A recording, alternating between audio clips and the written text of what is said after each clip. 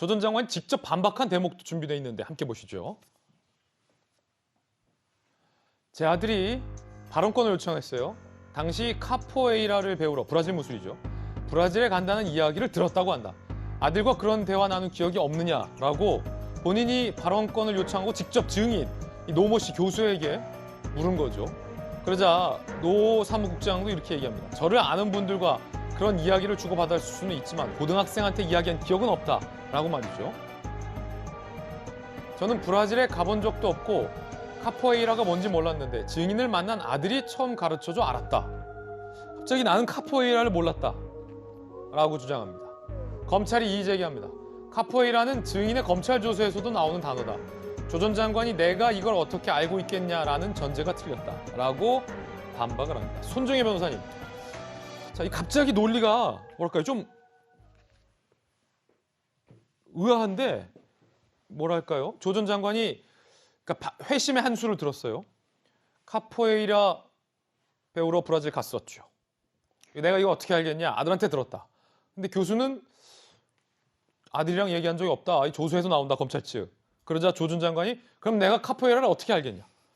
본인이 아는지 못하는지 우리가 어떻게 합니까? 재판 과정에서 진술의 신빙성이라는 단어가 있는데 예. 이것을 따질 때 직접 경험해보지 않으면 알지 못하는 구체적인 어떤 이야기를 일관되게 하면 진술의 신빙성이 높아진다. 이런 표현들 많이 들어보셨을 거예요. 예. 만약에 카포에이라라는 것이 실제로 그걸 배우러 가셨고 그 사실을 조 전 장관 아들에게만 이야기했다라고 한다면 사실은 조 전 장관 이야기가 굉장히 신빙성이 높아집니다. 그렇군요. 우리가 저도 카포에이라를 처음 들어봤거든요. 예.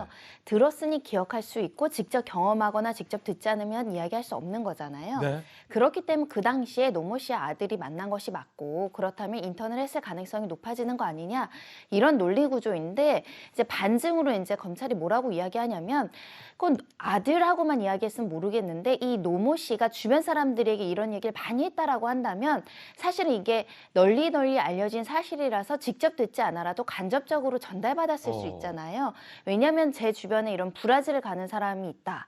그리고 거기서 무슨 무술을 배운다면 되게 특이하잖아요. 예. 그럼 사람들 사이에서 막 대화를 할 때 저 국장님 뭐 한대 이게 소문이 돌거든요. 그걸 들었을 개연성을 완벽하게 배제하지 못하는 상황이라면 조 전 장관의 저런 구체적인 어떤 경험에 대한 주장이 그러니까 무죄의 증거로 뒷받침되기에는 굉장히 부족할 수 있다라는 점을 말씀드릴 수 있고요. 예. 다만 이게 만약에 과거 시점에서 예를 들면 뭐 메일이라든가 문자나 SNS를 통해서 아빠 있잖아. 내가 하는 국장님이 뭐 카포에이라 어쩌고 이런 과거 사실이 남아있다면 굉장히 높은 무죄의 증거가 될 거예요. 근데 그렇군요. 그게 아니라 지금 시점에서 공익법 위반센터에 다른 사람들과 알고 있는 사실을 근거로 하기에는 조금은 부족해 보입니다. 그렇군요. 만약에 그러니까 윤태곤 실장님, 이 사람만 아는 비밀 얘기, 윤태곤만 아는 비밀 얘기를 내가 딱 꺼내든다면 이건 법원에서도 만났구나 이게 되는데 손정혜 변호사님 말씀에 대로라면 그 정도까지 이거 뭐 비밀스럽거나 뭐 은밀한 얘기는 아니다라는 거예요.